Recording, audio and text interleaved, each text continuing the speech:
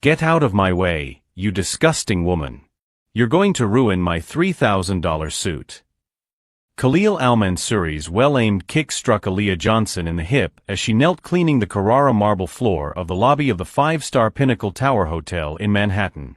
Aaliyah fell sideways, instinctively protecting her 6-month pregnant belly. The white towels she was holding scattered across the polished floor. The cleaning products spilled, creating a puddle that reflected the lights of the $2 million crystal chandelier. Khalil, 24, heir to the $800 million al-Mansuri oil empire, adjusted the cuffs of his Italian shirt while his friends recorded the scene with their latest iPhones. They laughed like hyenas watching wounded prey. "Film more, Dimitri. This will be a hit on TikTok," shouted Brandon, the son of a tech mogul, zooming in on Aaliyah's expression of pain. The al-Mansuri family had controlled oil wells in the Middle East for 3 generations. Khalil grew up in palaces with Olympic-sized swimming pools, a private helipad, and a garage with 47 sports cars. At 24, he had never worked a single day. His only responsibility was to spend the family's millions on extravagant parties, luxury cars, and trips around the world. To Khalil, people like Aaliyah were invisible, disposable objects that existed only to serve him. He had been expelled from 2 elite universities for scandals involving drugs and violence, but his family's money always solved everything. Aaliyah Johnson, 28, slowly stood up. Her brown eyes met Khalil's with a disturbing serenity. There were no tears, no pleas. Just an unshakable dignity that made something strange happen in the young millionaire's chest. For the first time in his life, he felt an inexplicable discomfort. Aaliyah had arrived at the hotel just 3 months ago, when her previous job as a nursing assistant became impossible due to pregnancy-related back pain. She desperately needed the money. With a nursing degree but unable to afford specialization, she accepted the cleaning job to support her family until her husband returned from his work assignment. She had that natural beauty that didn't need expensive makeup or designer clothes. A quiet elegance of someone who had faced difficulties without losing her kindness. "My husband is coming," she said calmly, caressing her belly with maternal protection. The phrase fell like a silent bomb. Khalil frowned. What kind of husband would a cleaning lady have? Probably another failure like her, he thought, but something about her calmness unsettled him in a way he couldn't understand. Dozens of hotel guests watched from a distance. Executives in $1,000 suits murmured indignantly, but no one moved to help. Some discreetly pulled out their cell phones, already anticipating the millions of views the video would get on social media. "Look at her face. Do you think anyone cares about her husband?" scoffed Dmitri, the son of a Russian oligarch, still recording. "He must be another loser who can't support his family." Aaliyah gathered the towels one by one, with slow, dignified movements. Her hand never stopped protecting her belly, and when she walked away toward the service elevator, she left behind a silence laden with unanswered questions. What no one in that gilded lobby could have imagined was who that humble woman's husband really was, and the devastating secret that would shake the al-Mansuri empire to its foundations. If you feel your indignation growing at this injustice, subscribe to the channel, because this story of revenge and justice will show that sometimes karma needs a little help from fate. 3 hours later, the video was already circulating on all social networks. Millionaire heir assaults pregnant cleaning lady in luxury hotel was a worldwide trending topic. The 47-second clip had already surpassed 8 million views, with indignant comments in dozens of languages. At the al-Mansuri mansion in the Hamptons, Farid al-Mansuri's phone wouldn't stop ringing. The 58-year-old patriarch of the family watched in horror as the video spread like a digital virus. Image consultants, corporate lawyers, and business partners called in a panic. "Mr. al-Mansuri, we need to talk urgently," said the tense voice of William Hayes, the company's public relations director. "Your son's video is destroying our reputation.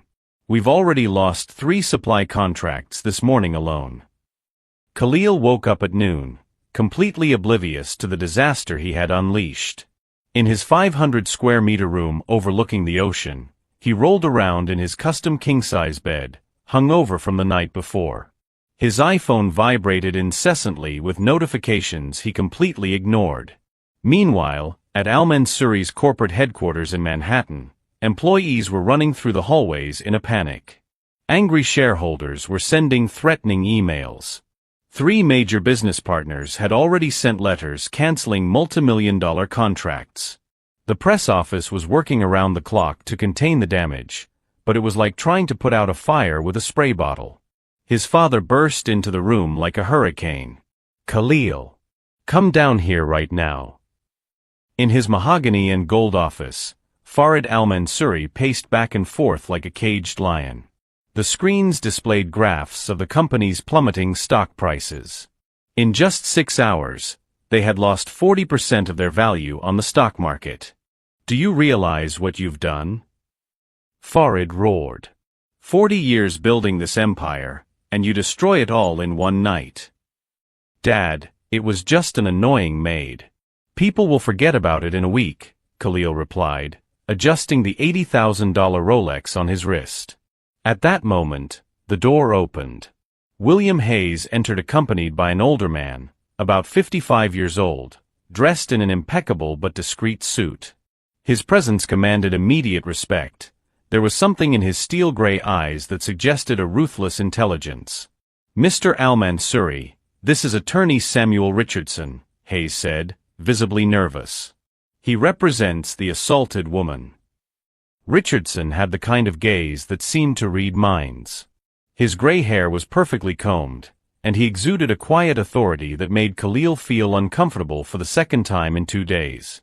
"Mr. al-Mansouri," he said in a calm but cutting voice, "I have come to present a proposal that could save what remains of your reputation." "How much does she want?" Farid asked bluntly, already pulling out his checkbook. "This is not about money. My client is not interested in financial compensation." Khalil let out a sarcastic laugh. "Then what does she want? A public apology? A charitable foundation named after her?" Richardson looked at him with the same expression he would use to analyze a particularly repulsive insect. "She wants transformative justice." He opened his leather briefcase and took out a document. "Your son will volunteer at the Brooklyn Community Medical Center for the next few months, specifically in the obstetrics ward, assisting low-income pregnant women. No privileges, no excuses, no absences." "That's ridiculous," Khalil shouted. "I'm not going to mop floors or change dirty sheets. Do you know who I am?" "Perfectly," Richardson replied with cutting coldness. "You are a 24-year-old who has never worked a day in his life, who has been expelled from 2 universities for violent behavior, and who has just assaulted a pregnant woman. That is exactly why you need to learn the value of honest work." The accuracy of the information left both Khalil and Farid speechless. How did that lawyer know such intimate details about Khalil's life? "The alternative," Richardson continued unperturbed, "is to face prosecution for physical assault, intentional bodily injury, psychological damage, and racial discrimination. Our experts have estimated the compensation at $150 million, in addition to legal costs and damage to your image, which is already irreversible." Farid felt the air escape from his lungs. His family name, respected for 3 generations in the business world, was being destroyed in real time. He had built relationships with presidents, prime ministers, and CEOs of the world's largest corporations. Now, all those contacts were distancing themselves as if the al-Mansouri family had a contagious disease. Richardson added, "My client has set a non-negotiable condition. The community service will only end when your baby is born.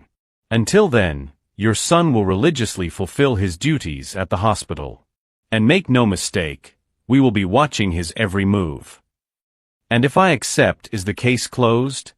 asked Farid, his voice trembling for the first time in his life. "If your son shows genuine change and fully complies with the conditions, my client will consider not pursuing legal action. But any attempt to use influence to make things easier will be considered a breach of agreement." Khalil watched the scene as if it were a nightmare. "Father, you can't be seriously considering this. We are Al-Mansuri. We don't bow down to maids. Richardson closed the folder with a sharp click that echoed through the office like a judge's gavel. Mr. Khalil, your arrogant attitude is exactly what brought us here. My client believes that a few months of honest work can teach you values that 24 years of privilege failed to impart. Farid watched the screens that continued to show falling stock prices, protests in the streets, cancelled contracts. His $800 million fortune was evaporating by the minute. Outside the office, he could hear secretaries fielding angry calls from investors. I accept, he said, his voice breaking, feeling as if he were signing his own death warrant. What none of the Al-Mansuris could have imagined was that Richardson was not just an ordinary lawyer. He was the right-hand man of someone whose true power and influence would make the family's $800 million look like pocket change. As Khalil reluctantly prepared for his first real day of work in his life, in the shadows, a much more complex and devastating strategy was already in motion. 3 months later, at the Brooklyn Community Medical Center, Khalil Al-Mansuri arrived for another day that had become routine. His hands, once soft as silk, were now calloused from cleaning floors and changing sheets. The faded green uniform replaced the $3,000 suits, and the smell of hospital disinfectant had become his new cologne. During those 3 months, something had changed inside him. Not completely, but enough that he began to see patients as real people with real stories and real pain. Head nurse Margaret Thompson, a 50-year-old black woman with 25 years of experience, had observed this gradual transformation. Khalil, go to room 304. We have a patient in labor who needs assistance. When he entered the room, Khalil froze. There was Aaliyah Johnson, breathing deeply through her contractions, her 9-month belly ready to give birth. Their eyes met, and for the first time in months, he felt the true magnitude of what he had done. You, Aaliyah whispered, immediately recognizing the young man who had assaulted her. I didn't know you were a patient here, Khalil stammered, feeling the weight of guilt like never before. At that moment, the door burst open. A tall man, around 45 years old, stormed into the room. He wore an impeccable military uniform, with medals on his chest and a presence that radiated absolute authority. His eyes were cold as steel, and his posture revealed decades of military command. Khalil felt the blood freeze in his veins as the man stared at him with a look that promised destruction. So you're the coward who assaulted my wife, the man said in a voice that made the hospital floor shake. Your wife, stammered Khalil, feeling his legs buckle. Allow me to introduce myself properly, the man said, approaching like a predator. General Marcus Washington, Commander of Special Operations at the Pentagon. And this is my wife, Aaliyah Washington. Khalil's world collapsed in that moment. Aaliyah wasn't just a cleaning lady. She was the wife of one of the most powerful men in the U.S. military. My husband returned from his classified mission in the Middle East when he heard what you did, Aaliyah said calmly, even amid her contractions. He has some interesting contacts in the region where your family does business. General Washington took out his cell phone and showed the screen to Khalil. It was a WhatsApp conversation with a contact marked Minister Al-Rashad, United Arab Emirates.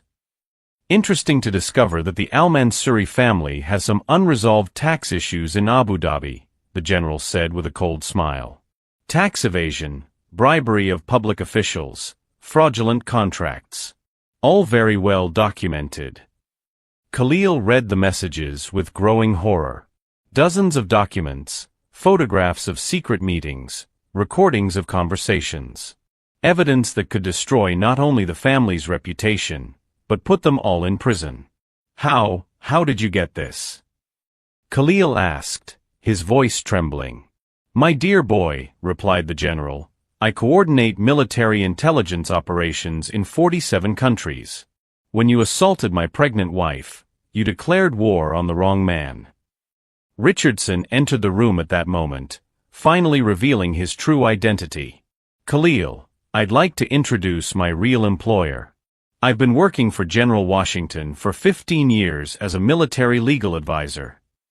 Aaliyah squeezed her husband's hand during a particularly strong contraction. "Marcus, the baby's coming." General Washington looked at Khalil with an expression that mixed contempt and a final opportunity. "You have a choice, young al-Mansuri. You can assist in the birth of the child you have endangered, or you can walk out of this room and face the consequences of all the documents I have on your family." "But I don't know how to assist in a delivery," Khalil said, desperate. "Then it's time to learn," Nurse Margaret replied, pushing medical instruments into his hands. "Your first lesson in true responsibility begins now." Over the next 2 hours, Khalil had the most transformative experience of his life. He watched Aaliyah fight bravely through the pain, observed General Washington hold his wife's hand with a tenderness that contrasted sharply with his military authority, and helped deliver a little girl who came into the world crying vigorously. When the baby was placed in Aaliyah's arms, Khalil began to cry. These were not tears of self-pity, but the deep sobs of someone who finally understood the magnitude of his mistakes. "I'm sorry," he whispered, looking at the family he had cowardly attacked. "I'm so sorry." General Washington watched the young man for a long moment. "Your apology is a start. But now you will prove that it is genuine." He picked up his cell phone again and made a call. "Colonel Santos? This is General Washington. I want you to cancel the operation we discussed regarding the al-Mansuri family. For now." Khalil realized he was being given a second chance he didn't deserve, from the last person in the world who should have offered it. What the young heir didn't yet know was that his true transformation was just beginning, and that General Washington had very specific plans to ensure that Khalil al-Mansuri would never be the same again. 2 years later, Khalil al-Mansuri parked his used Honda Civic in front of the Brooklyn Community Medical Center. The young man who once arrived in a Ferrari now drove a car he had bought with his own salary as a certified nursing assistant. Inside the hospital, he headed for the pediatric ward, where he had been working since completing his technical course. In his arms, he carried small gifts he had bought for the hospitalized children, not with his father's money, but with what he had saved by working overtime. "Uncle Khalil!" cried 2-year-old Sophia Washington, running toward him with her arms outstretched. The daughter of Aaliyah and General Washington had become the light of his life. Aaliyah watched from the armchair next to the hospital bed where she was accompanying a patient. Now 30, she had resumed her career as a nurse and supervised the social reintegration program her husband had created especially for troubled wealthy young people. "She's always happy when you come," she said with a smile that 2 years ago Khalil never imagined he would receive. General Washington entered the room, still imposing in his military uniform, but now treating Khalil with something close to respect. "How did your studies go this week?" he asked. "I finished the neonatal intensive care module," Khalil replied, sitting down to play with Sophia. "Next semester I'll start the prerequisites for medical school." The transformation was remarkable. The arrogant young man who had kicked a pregnant woman had become someone dedicated to caring for the most vulnerable. His hands, once soft and useless, now had the firmness necessary to hold premature babies and the delicacy to comfort distressed mothers. "You know what's most impressive?" Aaliyah said to her husband. "He refused his father's inheritance. He said he wanted to build his own life." It was true. When Farid al-Mansuri tried to offer millions to fast-track his son's education, Khalil flatly refused. He had changed his last name to al-Mansuri Washington, a tribute to the family that had taught him the true meaning of honor. Across town, Farid al-Mansuri sat alone in his reduced mansion. His $800 million fortune had shrunk to less than $50 million after the investigations triggered by General Washington. 2 family members were serving prison sentences for international corruption. The oil empire was being sold off piece by piece. But something extraordinary had happened. Farid discovered that watching his son work honestly was more satisfying than any million-dollar deal he had ever closed. He began visiting orphanages and nursing homes, trying to find his own redemption. "Dad," Khalil said during one of his weekly visits, "I want you to meet my real family."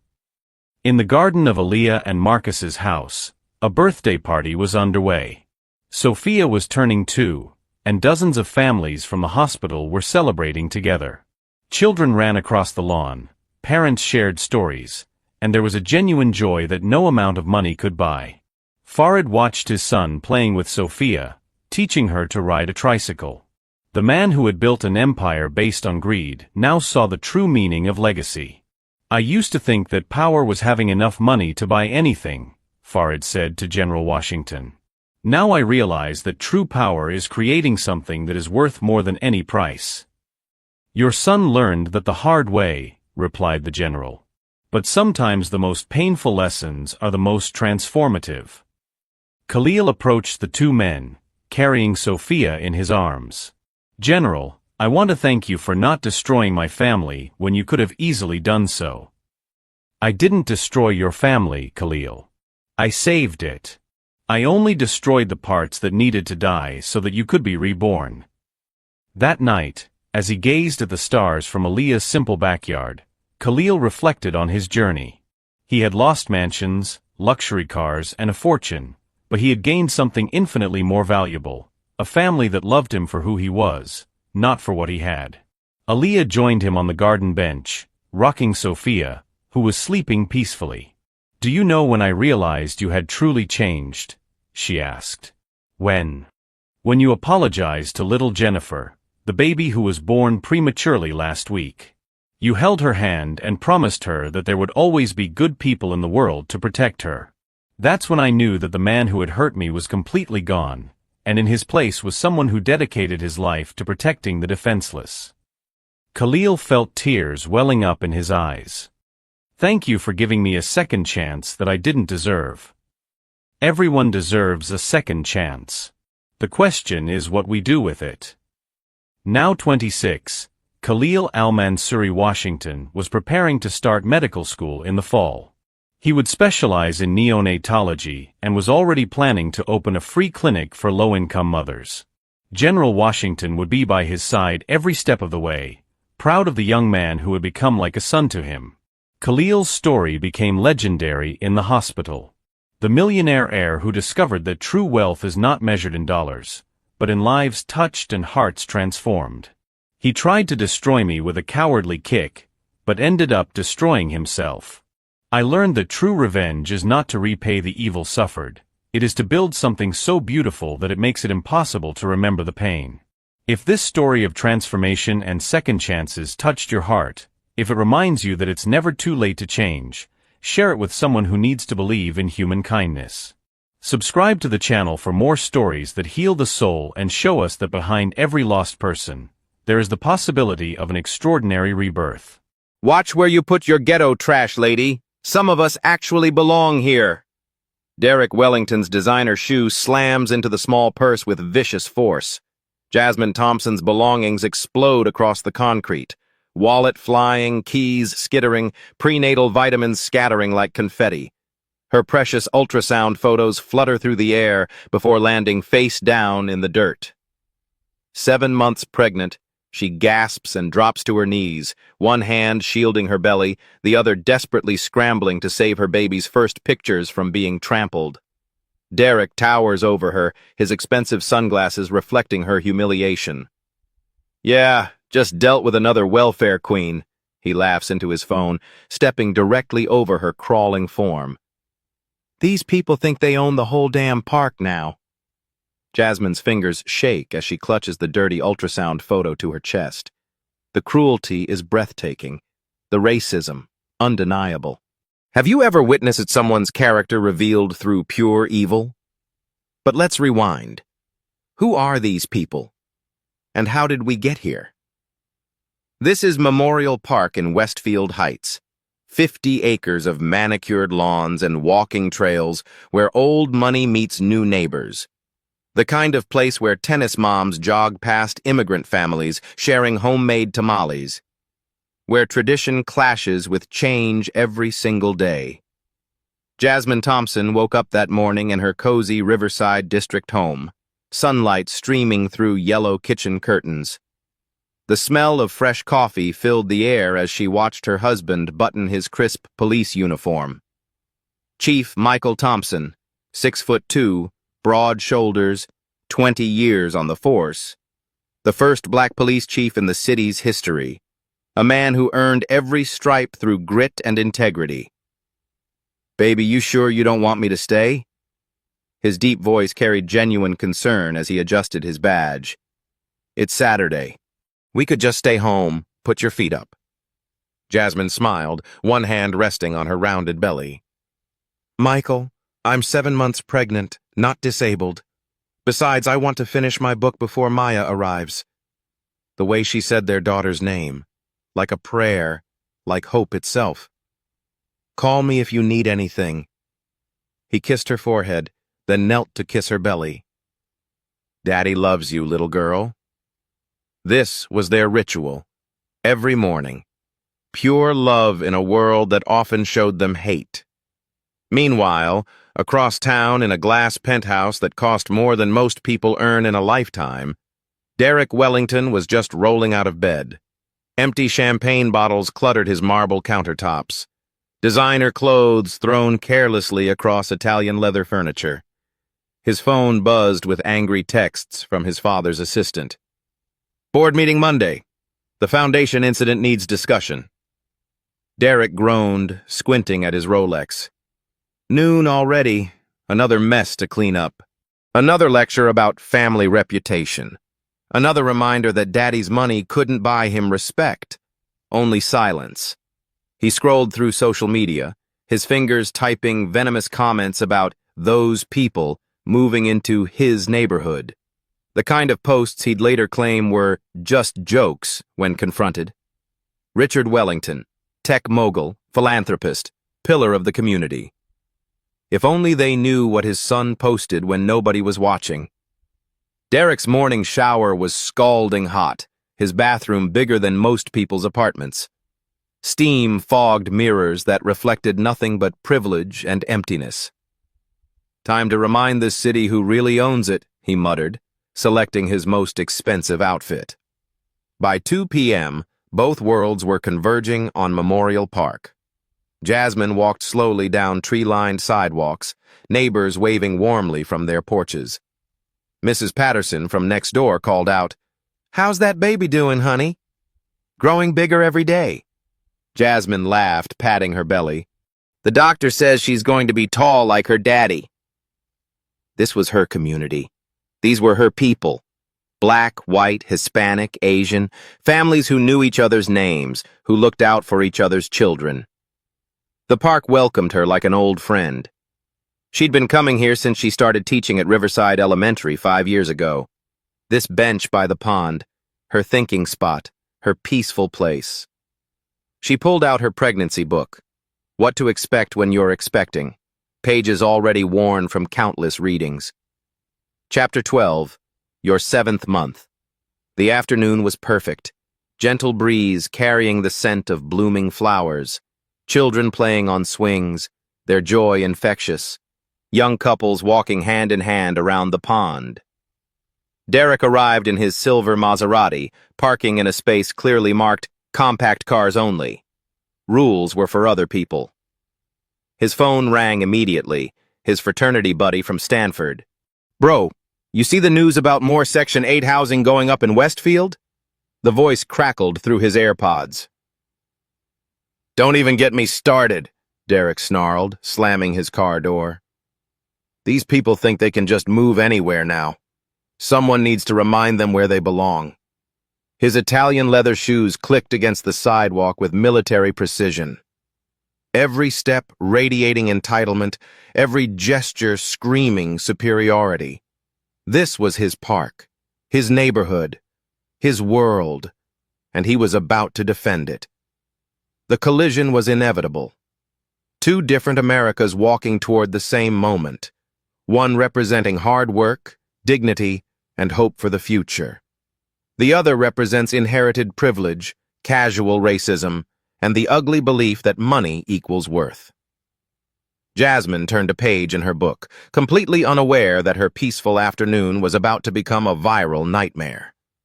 Derek ended his call, spotting her from across the path. The fuse was lit. The impact of Derek's kick echoes across the park like a gunshot. Jasmine's ultrasound photos flutter in the breeze. Her daughter's first pictures now mixed with dirt and gravel. Her prenatal vitamins crunch under Derek's designer heel as he grinds them into powder. "Excuse me." Jasmine's voice cuts through the air, steady despite her shock. "You knocked over my purse." An apology would be appropriate. Derek stops mid-stride, his phone still pressed to his ear. He turns around slowly, his expression morphing from annoyance to theatrical disbelief. "Are you seriously trying to blame me for your clumsiness?" The word clumsiness drips with venom. He pulls out his phone, switching to video mode with practiced ease. "Look at this, everyone." His voice carries across the park. "Another entitled beggar trying to shake me down in broad daylight." Jasmine struggles to her feet, one hand supporting her belly, the other clutching her dirty ultrasound photo. "I'm not trying to shake anyone down. I'm a teacher. I just want you to acknowledge what you did." Derek's laughter is sharp, cutting. "Teacher?" "Right. What do you teach? How to work the welfare system." The cruelty hits like a physical blow. Jasmine's jaw tightens, but her voice remains controlled. "I teach 3rd grade at Riverside Elementary. I've been there for 5 years." "Sure you have, sweetheart." Derek steps closer using his height advantage. "And I'm the Pope." Around them, the park's afternoon rhythm begins to shift. A jogger slows to a walk. A mother pushes her stroller closer. An elderly man reading on a nearby bench looks up from his newspaper. Maria Gonzalez, a regular park visitor walking her golden retriever, stops completely.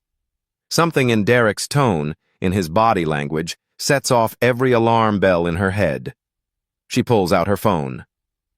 "Sir, there's no need for this hostility," Jasmine says, still kneeling to collect scattered items. Her car keys have slid under a nearby bush. Her teacher's ID badge lies face up in the dirt. Riverside Elementary, clearly visible. Derek spots the ID and kicks it further away. Riverside Elementary? Figures. Teaching future criminals, huh? The accusation hangs in the air like poison gas. "Those are children," Jasmine's voice hardens. "Innocent children who deserve every opportunity to succeed." "Innocent?" Derek scoffs. "Have you seen the crime statistics from that neighborhood?" The apple doesn't fall far from the tree. Maria Gonzalez has heard enough. Her thumb hits the record button. Derek notices her phone and turns his performance up to 11. "Ma'am, you might want to film this. Document how these people operate. She probably planned this whole thing." "Planned what?"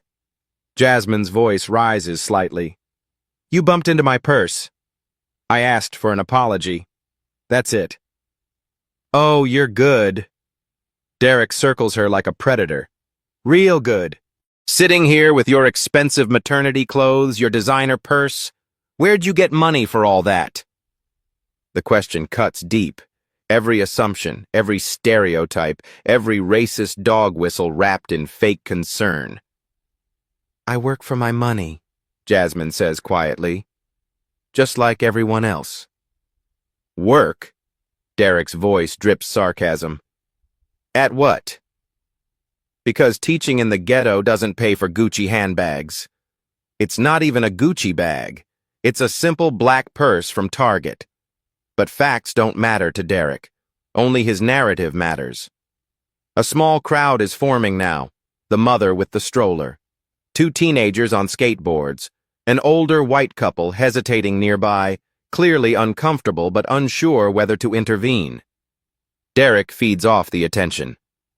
This is exactly what's wrong with this city. Can't even enjoy a public park without being harassed by professional victims. "I didn't harass you." Jasmine stands slowly, supporting her back. "You knocked over my belongings and refused to apologize." "Refused?" Derek laughs. "Lady, I don't owe you anything. If anything, you owe me an apology for blocking the walkway with your junk." The victim blaming is breathtaking, taking her peaceful presence and twisting it into aggression. Maria can't stay silent anymore. Sir, I saw what happened. You kicked her purse deliberately. Derek whirls on her, his entitled rage finding a new target. Excuse me? Were you even here when this started? I was walking my dog. I saw you kick her things and heard what you said. Then you saw her trying to trip me with her purse strap. This whole thing is a setup. The lie comes so easily, so smoothly. Derek has rewritten history in real time, casting himself as the victim of an elaborate con. That's not what happened, Maria insists, her phone still recording. Oh, really? And who are you? Her accomplice? The paranoia is spiraling. In Derek's world, any black woman in a park must be running a scam. Any Latina defending her must be part of the conspiracy. Jasmine bends down again, trying to retrieve her scattered keys. As she does, Derek steps forward, his expensive shoe coming down dangerously close to her fingers. Careful there, he says with fake concern. Wouldn't want you to claim I stepped on you, too. But he does step on her. Not hard enough to break bones, but hard enough to send a message. Hard enough to make her gasp in pain and instinctively protect her belly. The crowd reacts with sharp intakes of breath. This crossed a line everyone could see. That's enough, Maria shouts. You just stepped on a pregnant woman. Derek throws his hands up in mock innocence. She put her hand under my foot. What am I supposed to do? Hover in the air. The gaslighting is professional grade. Every cruelty reframed as an accident. Every assault is redefined as self-defense. Jasmine cradles her hand against her chest, her prenatal book forgotten on the ground. Her eyes are bright with unshed tears, but her voice remains steady. I'm going to call my husband. Derek's grin is vicious. Your husband? Let me guess. Another upstanding citizen from the neighborhood? He pulls out his own phone, waving it like a weapon. Go ahead and call him. Call whoever you want. My family owns half this city. One phone call and you'll both be banned from every public space in town. The threat is delivered with casual confidence. The absolute certainty of someone who's never faced real consequences. You see this? He flashes his expensive watch, his platinum credit card. This is what success looks like. This is what belonging somewhere actually means. Jasmine quietly dials her husband's number, her fingers shaking slightly. Michael? I need you at Memorial Park. Please come quickly. Derek overhears and laughs. Michael? Let me guess. He's going to come here and threaten me? Good luck with that, sweetheart. He turns to the crowd, which has grown to about 15 people now. Everyone see what's happening here? Professional victims calling in backup. This is how they operate. But something in Jasmine's calm demeanor, in her quiet dignity under pressure, doesn't match Derek's narrative. The crowd senses it. This isn't how scammers behave. This is how teachers behave, how mothers behave, how decent people behave when confronted by bullies. Derek, oblivious to the shifting mood, continues his performance. I bet Michael's got quite the criminal record, probably dealing drugs to fund their little lifestyle. The racism is no longer coded. It's right there in the open, ugly and undeniable. Jasmine closes her eyes for a moment, one hand on her belly, the other clutching her phone. When she opens them again, there's something different in her expression. Not fear, no shame. Patience. The kind of patience that comes from knowing justice is on its way. Derek's phone buzzes with an incoming call. The screen flashes Wellington Legal, his father's law firm. He answers with exaggerated authority. Derek Wellington speaking. His voice carries across the park, loud enough for everyone to hear. This is theater now, and Derek is the star of his own twisted show. Yes, I'm at Memorial Park dealing with some troublemakers. He paces in front of Jasmine like a peacock displaying his plumage. Might need security to clean up this mess. The call is probably about his latest scandal, another embarrassing incident his father's money had to make disappear. But Derek transforms it into a weapon, a symbol of his untouchable status. "That's right," he continued into the phone. "Memorial Park. Yes, I'll handle it personally." He ends the call with theatrical flair, sliding the phone into his jacket pocket. "Good news, everyone?" His grin is predatory. "Security's been notified. This little performance is about to end." But Jasmine remains seated on the ground, still collecting her scattered belongings.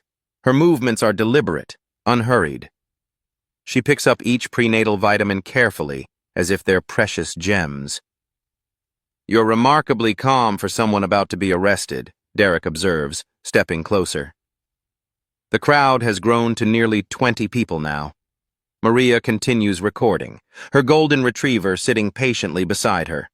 The teenagers on skateboards have their phones out too. Even the elderly couple has moved closer, their discomfort evident, but their conscience finally activated. "I'm not doing anything illegal," Jasmine replies simply. "I'm sitting in a public park." "Sitting?" Derek scoffs. "Is that what you call running a con game? Because from where I stand, you orchestrated this whole thing." His paranoia is spiraling into full conspiracy mode. In his twisted worldview, Jasmine's mere presence is calculated manipulation. "Let me paint you a picture," Derek addresses the crowd like a prosecutor. A professional victim sees an expensive suit walking by, plants her stuff strategically in the path, waiting for contact, then plays the race card for sympathy and lawsuits. The narrative is insane, but Derek sells it with conviction. This is what privilege looks like, the ability to rewrite reality and expect others to accept your version. "Sir, that's not what happened," Maria interrupts. "I saw you kick her purse deliberately." Derek rounds on her with vicious intensity. "You saw what you wanted to see." People like you always do. The phrase "people like you" hangs in the air like a toxic cloud.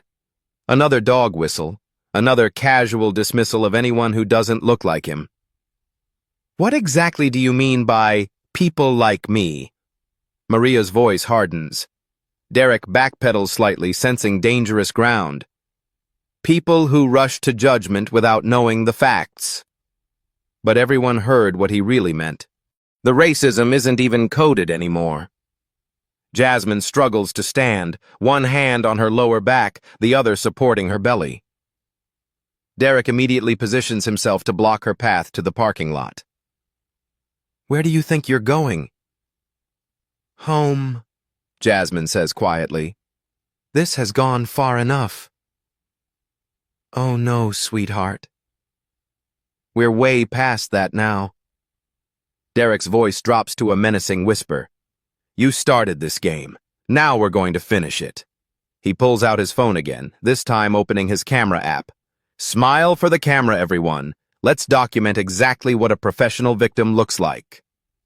He films Jasmine struggling to collect her belongings, narrating like a nature documentary. Here we see the welfare queen in her natural habitat, staging elaborate accidents for financial gain. The dehumanization is complete. Jasmine isn't a person anymore in Derek's eyes. She's a specimen, a problem, a thing to be dealt with. "Please stop filming me," Jasmine requests, shielding her face. "It's a public park, lady." "I can film whatever I want." Derek moves closer, pushing his phone toward her face. "Especially when documenting criminal activity." Maria steps forward. "Sir, you need to give her some space. She's pregnant." "Allegedly pregnant," Derek corrects with a smirk. "Could be a fake belly for all we know. These people have entire industries built around insurance fraud." The accusation is so outrageous, so divorced from reality, that several people in the crowd gasp audibly. "You think I'm faking being pregnant?" Jasmine's voice carries genuine disbelief. "I think you're faking everything about yourself." Derek circles her like a shark. The teacher's story. The innocent victim acts. The whole bleeding heart liberal fantasy. He points at her scattered ultrasound photos, now dirty and crumpled. "Probably not even your baby in those pictures. Probably found them online. The cruelty is breathtaking, attacking not just Jasmine, but her unborn child, her future, her hopes and dreams. Jasmine bends down to pick up the ultrasound photos, tears finally spilling down her cheeks. As she does, Derek deliberately steps on the corner of one image. "Oops," he says with fake concern. "Guess your baby got a little damaged."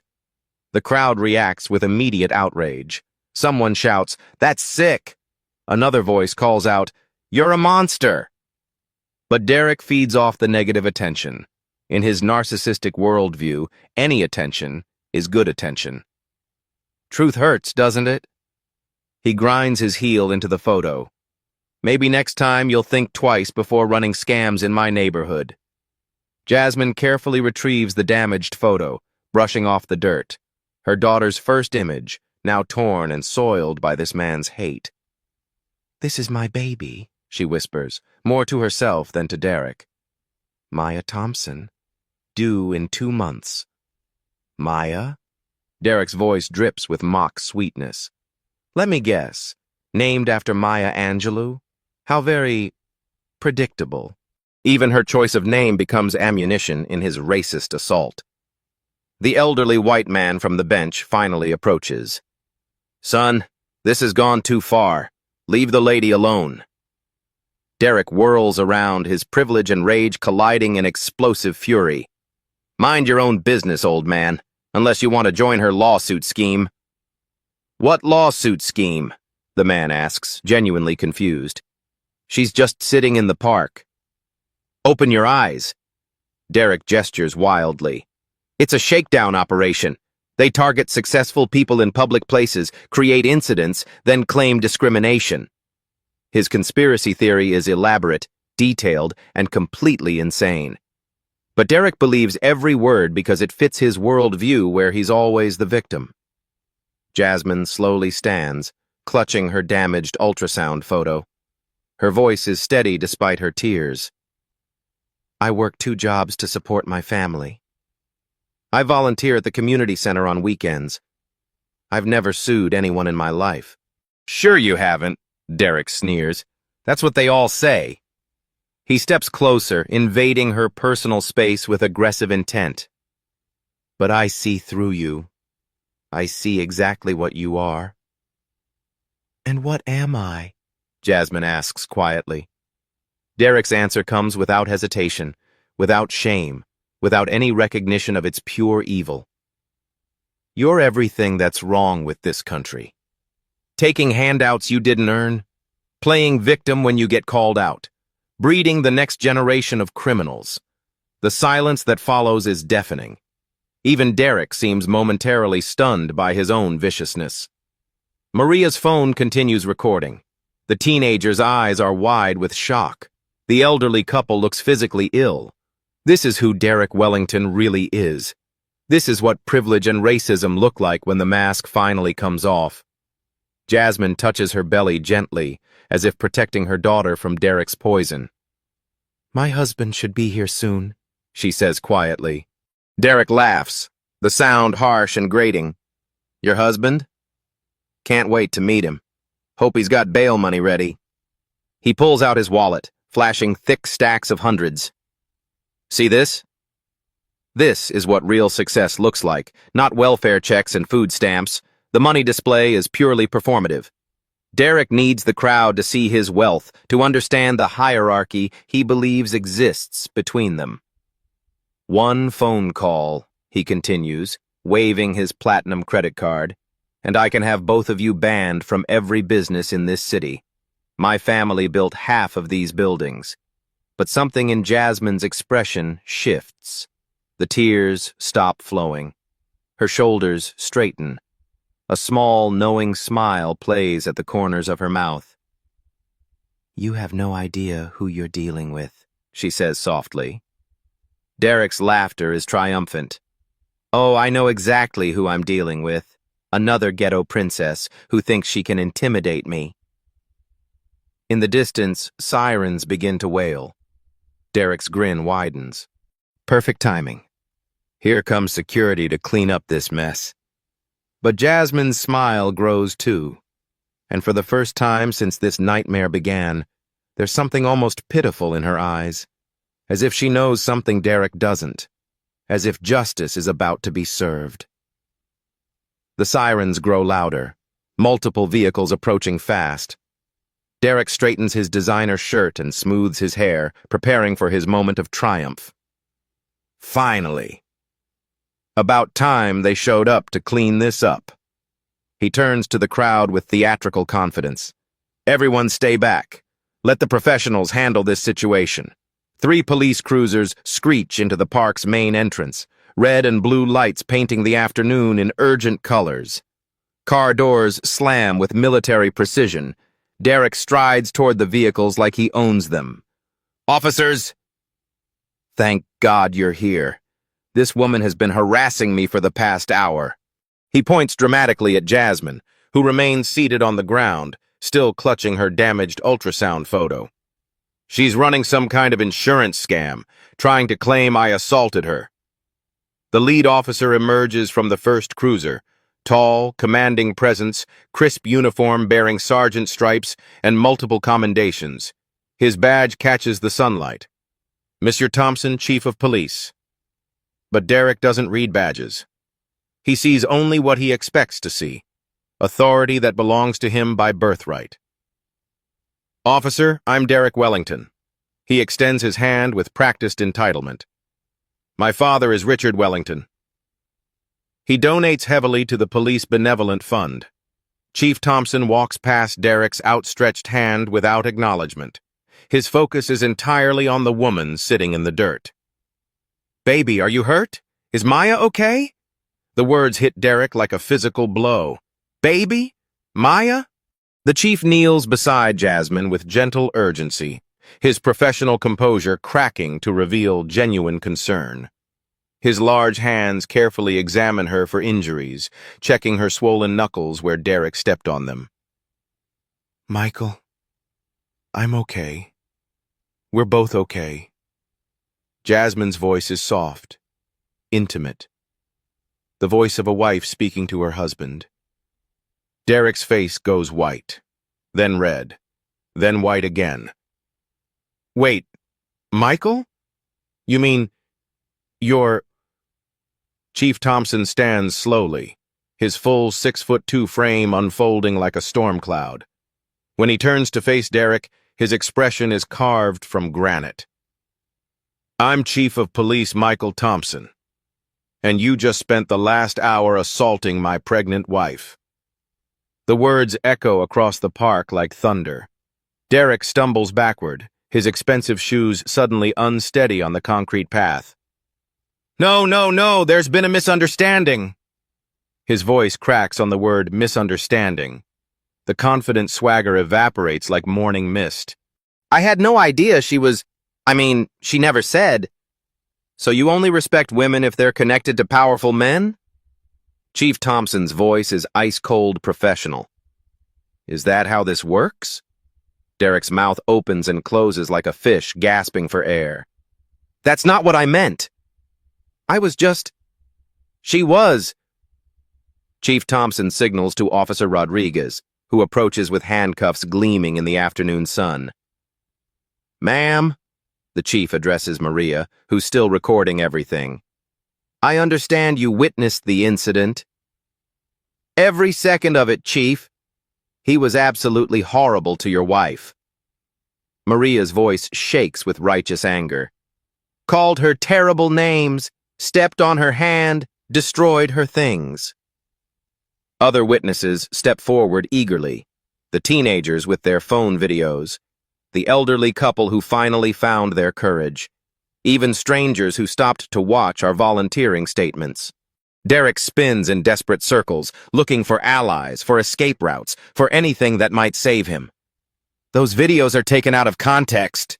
She started it. She put her purse in my way deliberately. The lies sound pathetic now, stripped of their earlier conviction.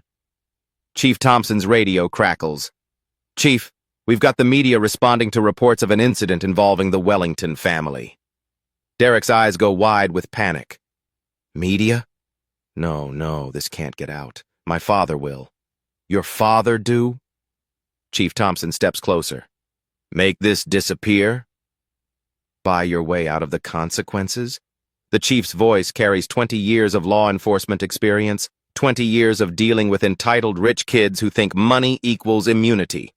Derek Wellington, you're under arrest for assault and battery on a pregnant woman, destruction of property, and attempted intimidation of witnesses. The handcuffs click with finality. Wait! Derek's voice rises to a shriek. This is a conflict of interest. You can't arrest me. You're biased. Chief Thompson's response is textbook professional. Sir, you committed crimes against a citizen of this city. The fact that she's my wife makes your behavior more reprehensible, not less. As Officer Rodriguez begins reading Derek his rights, he continues his desperate appeals. My father will make a huge donation to the police department. Name your price. Chief Thompson's expression hardens. Are you seriously attempting to bribe a police officer? No! I'm just saying, we can work something out. This will ruin my life. You should have thought about that before you attacked a pregnant woman. Derek is guided toward the patrol car, his designer clothes rumpled, his hair disheveled. The confident predator has become a whimpering child. This can't be happening. Do you know who I am? Chief Thompson's response cuts through Derek's hysteria like a blade. Yeah, you're the man who hurt my family. The patrol car door slams shut, with the finality of justice served. Through the window, Derek can be seen frantically dialing his phone, probably calling Daddy's lawyers. But for the first time in his privileged life, money might not be enough to make this disappear. The crowd erupts in applause. Justice, real justice, has finally arrived. And Derek Wellington, heir to millions, master of his universe just an hour ago, sits in the back of a police car, finally learning that some lines cannot be uncrossed. Some consequences cannot be bought. Some justice cannot be denied. Inside the patrol car, Derek's hands shake as he dials his father's number. The phone rings once, twice, 3 times before Richard Wellington's cold voice answers. Derek, what have you done now? Through the car window, Derek can see Chief Thompson comforting Jasmine while paramedics check her vitals. The scene looks like something from a nightmare. His nightmare. Dad! You have to fix this. I didn't know she was the police chief's wife. The silence on the other end stretches for eternity. You didn't know what? Richard's voice could freeze hellfire. I had an incident at the park. With this woman. Turns out she's married to the chief of police and now they're trying to arrest me. Another silence. Derek can practically hear his father's blood pressure rising. What kind of incident, Derek? It was nothing! A misunderstanding. She put her purse in my way and when I tried to step around it, she started screaming about assault. Even in handcuffs, even facing jail time, Derek cannot stop lying. Derek. His father's voice is deadly quiet. Tell me you didn't put your hands on a pregnant woman. The question hangs in the air like a death sentence. Dad, I can explain everything. Just call Harrison and Associates. Get the best lawyers. We can make this disappear like always. Like always? Richard's voice rises. You think this is like your other messes? A bar fight with college kids? A DUI that I can make go away with donations? Through the phone, Derek can hear papers rustling, chairs creaking. His father is probably pacing in his corner office, looking out at the city he helped build. This is the police chief's pregnant wife, Derek. Do you understand what you've done? Outside the car, local news vans begin arriving. Derek watches in horror as reporters set up cameras, interviewing witnesses who eagerly describe his behavior. Dad, there are reporters here. This is going to be on the news. Good. Richard's voice is ice. Maybe public humiliation will teach you what 30 years of my cleanup jobs couldn't. Derek's world tilts off its axis. What do you mean, good? You have to stop this. I'm done, Derek. I'm done cleaning up your messes. I'm done making excuses. I'm done enabling your behavior. The words hit harder than any physical blow Derek has ever received. You can't be serious. I'm your son. My son? Richard's bitter laughter crackles through the phone. My son wouldn't attack a pregnant teacher in a public park. My son wouldn't humiliate our family name with racist rants. Derek realizes with growing terror that someone has already told his father about the videos, about his behavior, about everything. Dad, please. One more time. I promise I'll change. You've been promising to change since you were 16, Derek. Every arrest, every scandal, every embarrassment, and every time, I believed you. Through the patrol car window, Derek sees Chief Thompson giving a statement to reporters. Professional, dignified, everything Derek's family has tried to appear to be. This time is different, his father continues. This time you attacked someone who represents everything our foundation claims to support. Education, community service, dignity. Derek can hear his father's secretary in the background, probably fielding calls from board members, donors, business partners. The board is meeting tomorrow morning, Richard says. They're demanding my resignation as chairman. 20 years building this foundation and you've destroyed it in one afternoon. The patrol car door opens. Officer Rodriguez approaches with paperwork. Dad, I have to go. They're processing me. Please, just call the lawyers. I've already spoken to Harrison. He says with this many witnesses and video evidence, the best he can do is damage control. Derek's last hope crumbles. What does that mean? It means you're going to jail, son. And for once in your life, you're going to face the consequences of your actions. The line goes dead. Officer Rodriguez helps Derek out of the car.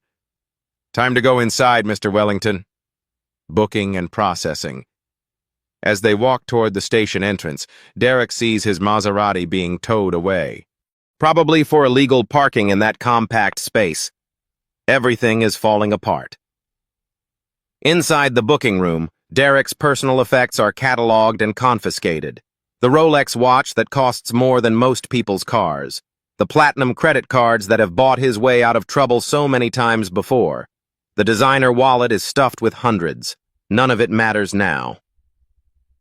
Derek Edward Wellington, heir to a tech fortune, is fingerprinted like a common criminal.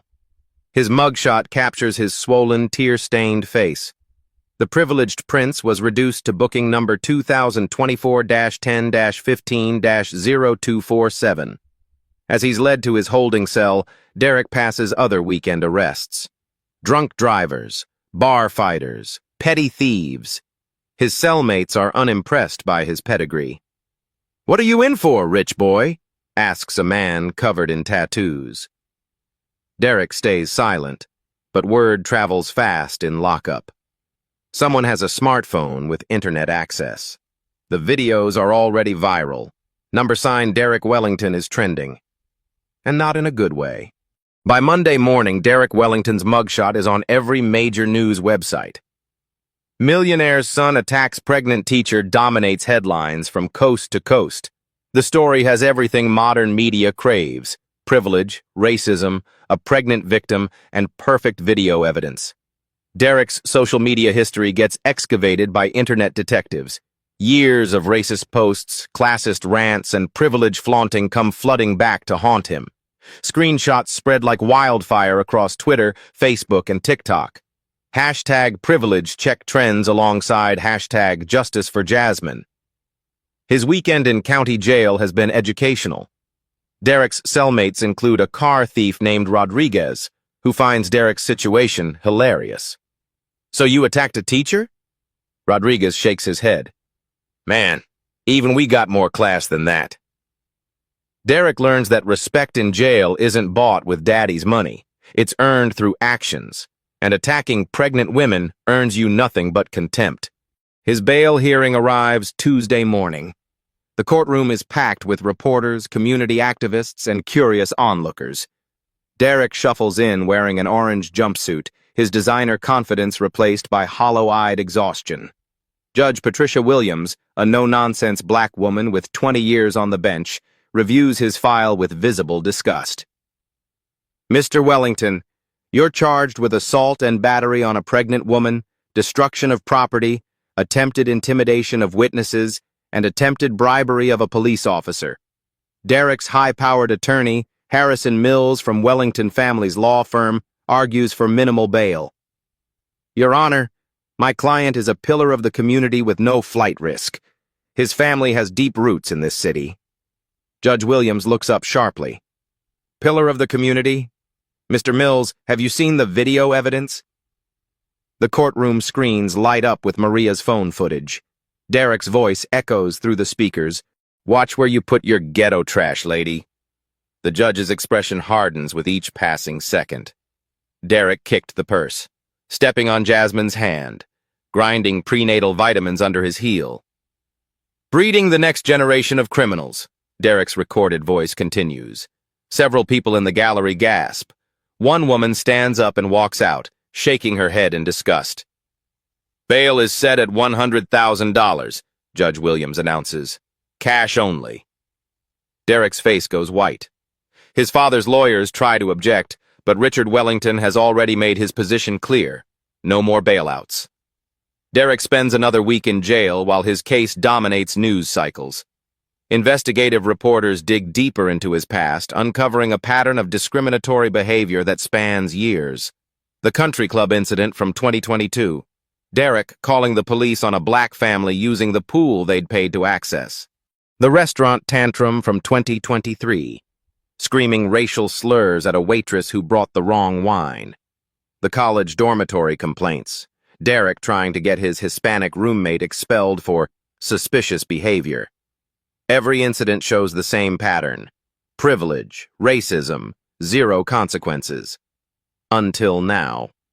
The Wellington Foundation Board holds an emergency meeting. Richard Wellington, facing pressure from donors and community leaders, announces his resignation as chairman. My son's actions do not reflect the values of this organization, he told the assembled media. We are committed to making this right. The foundation pledges $2 million to organizations supporting pregnant women and early childhood education. It's damage control, but it's also acknowledgement that Derek's behavior was indefensible. Derek's trial begins 3 weeks later. The courthouse steps are lined with protesters holding signs. Justice for Jasmine, and privilege isn't above the law. Inside, Jasmine takes the witness stand with quiet dignity. Her testimony is devastating in its simplicity. I was reading a book in the park. He kicked my purse and called me ghetto trash. When I asked for an apology, he became violent. Derek's lawyer tries every defense strategy in the book. Temporary emotional distress, cultural misunderstanding, claims that Derek felt threatened. None of it lands with the jury. The video evidence is too clear, too damning. Maria Gonzalez's testimony brings several jurors to tears. He stepped on her hand while she was trying to protect her baby. I've never seen such cruelty. Derek takes the stand against his lawyer's desperate advice. His performance is catastrophic. I was having a bad day, he explains. My father had been pressuring me about family responsibilities. I wasn't thinking clearly. The prosecutor, District Attorney Sarah Chen, demolishes him methodically. Mr. Wellington, did having a bad day make you kick Mrs. Thompson's purse? No, but did having a bad day make you step on her hand? It was an accident. Did having a bad day make you call her ghetto trash and claim she was breeding criminals? Derek's face flushes red. Those words were taken out of context. What context makes calling a pregnant teacher ghetto trash acceptable, Mr. Wellington? Silence. The jury deliberates for less than 2 hours. Guilty on all counts. Judge Williams's sentencing speech becomes a viral video in its own right. Mr. Wellington, you represent everything wrong with unchecked privilege in America. Your wealth and family name don't exempt you from basic human decency. She continues, her voice carrying the weight of justice delayed but not denied. You attacked a pregnant woman simply because you felt entitled to treat her as less than human. You used racial slurs because you believed your skin color and bank account made you superior.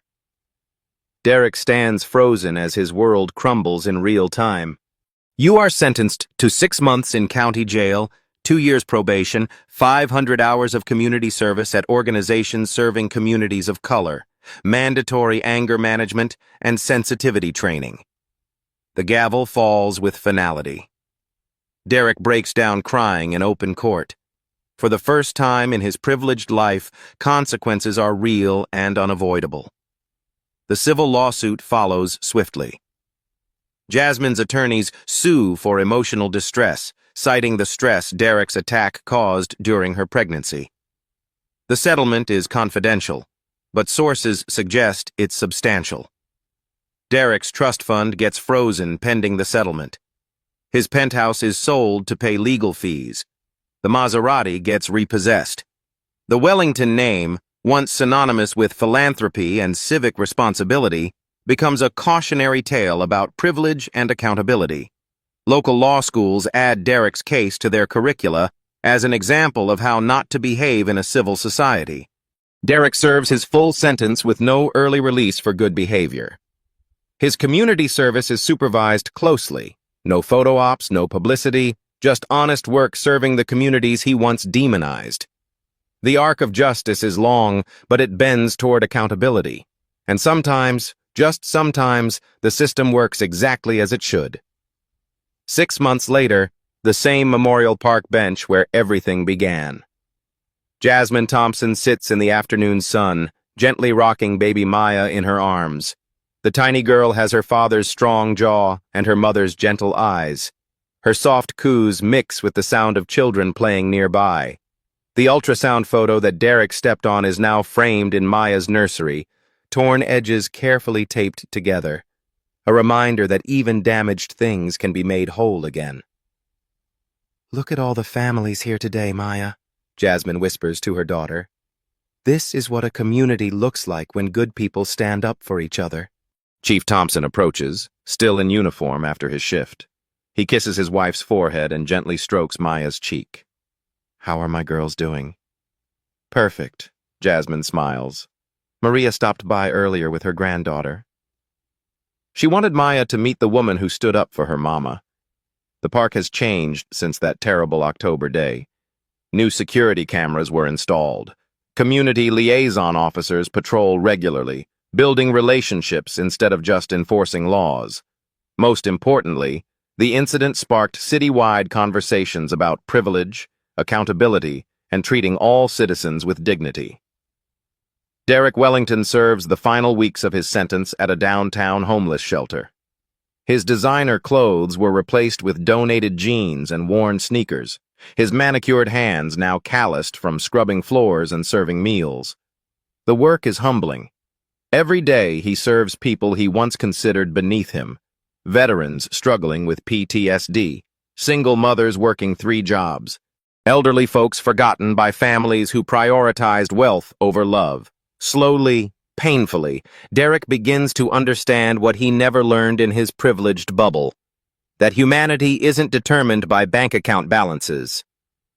His court-mandated therapy sessions with Dr. Patricia Williams have been brutal but necessary, unpacking 30 years of entitlement, racism, and unchecked privilege.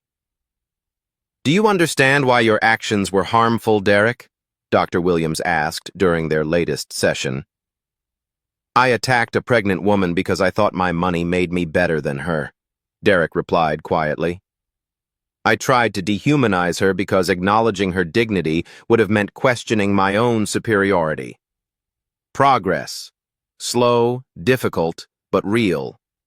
The Wellington Foundation, under new leadership, has become a model for authentic community engagement.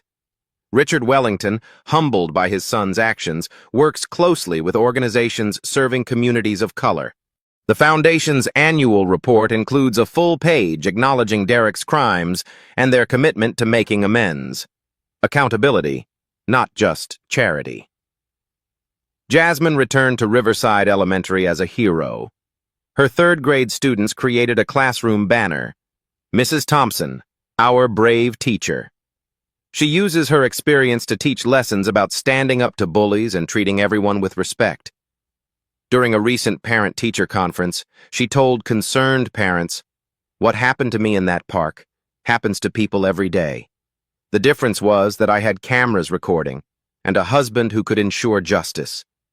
We need to use those cameras and that support system for each other." Her words carry weight because her pain was witnessed by millions. The case has become required study in police academies nationwide. Chief Thompson regularly speaks at law enforcement conferences about professional integrity and equal justice. "My wife could have been any citizen in our community," he tells officers in training.